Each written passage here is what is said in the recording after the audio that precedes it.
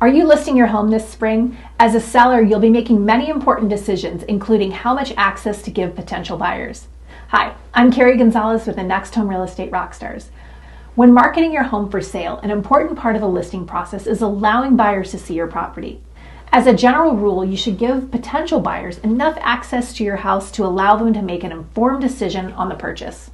Of course, as a seller, you want as much balance between providing access and protecting your privacy and security. The best practice is to schedule open houses or private showings with your real estate agent who can vet potential buyers and make sure they're serious about purchasing and not just looky-loos. Other ways of access include putting a lockbox on the door for licensed real estate agents to come through with their buyers.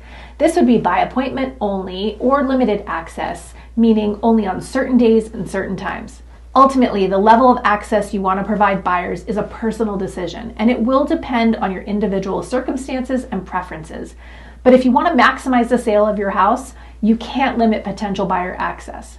If your home's not accessible, it could cost you by sitting on the market longer.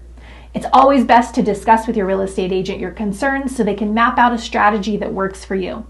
Contact my team and I today, and we can help strategize on the sale of your home and guide you every step of the way. You deserve to get the most money out of your home investment. Again, I'm Carrie Gonzalez with the Next Home Real Estate Rockstars.